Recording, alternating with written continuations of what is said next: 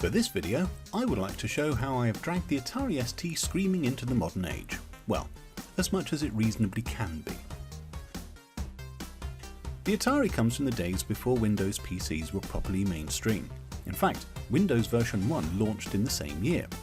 Way back in 1985, the first Atari ST model launched with a half megabyte of memory. The full megabyte version launched the next year.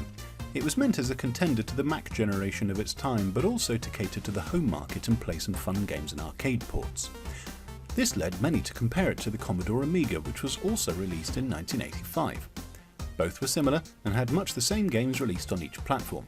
You could get floppy disks of demos included on magazines of the time that worked in either machine. Yes, floppy disks. Well, this was 36 years ago.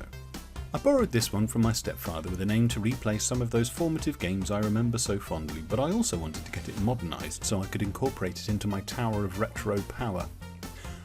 I was looking into getting it some more memory and update the operating system, but it seems this has already been done. It doesn't have the half megabyte of RAM it suggests from its badge. It seems it has a whole 4 megabytes of memory.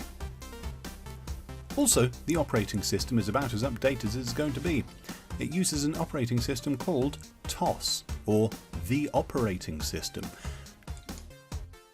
And the version on this machine is 2.06, which was the last released version for the STE. As you can see, version 2.06 is actually 30 years old. Unlike a modern PC, the operating system was not installed from disks into an internal hard drive, it was embedded in special read-only memory chips inside the Atari. If you wanted to update, you'd replace the chips. I never used the Atari for serious work.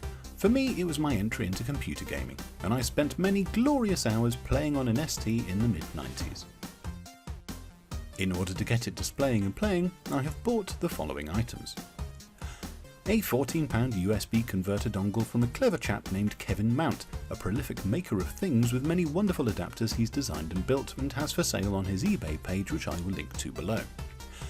Interestingly, the same adapter can be used for an Amiga. Kevin has installed a pair of jumpers on the top of the unit that make it work for an Atari ST in one orientation and an Amiga if you rotate them 90 degrees. A £6 Labtech wireless optical mouse which was suggested by Kevin. The reason for this, and not some fancy new Razer or Logitech, is the requirement for it to know the PS2 protocols mice used to have baked in. These days they're just USB, but before USB, mice and keyboards had this funny multi-pin connector. This was a PS2 interface, and that's what went into your PC. Anyway, Kevin was very specific about it needing to be a PS2 compliant mouse. An RGB signal carrying SCART cable, which cost £14 from coolnovelties.co.uk on their eBay page.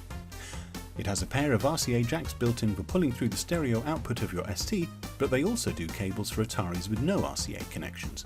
If in doubt, drop them an email about what you need. They have a ridiculous amount of cables for all manner of old systems, some of which I've never heard of. This is a £17 retro pad, which is again another product that will work on an Amiga or an Atari ST. It promises to have 2 fire buttons, but so far I've yet to find a game that uses the second one.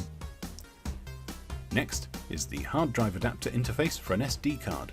Now, this normally costs £70 plus postage, but I was lucky enough to pick mine up on auction for £49. I was a bit daunted at first, as you can't just slap any old SD card in there with files on it and expect it to work. The Atari isn't a Windows PC, so there are hurdles to jump through. Luckily, their website has masses of info on getting started, and in the download section are links to various disk images to flash to your SD card, which an Atari will then recognise as a legitimate hard drive.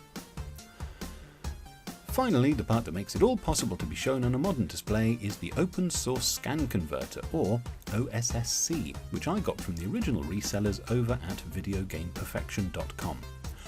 Mine cost me £120 as it came without the remote due to a supply shortage, and it was on a clearance sale to make space for the replacement model.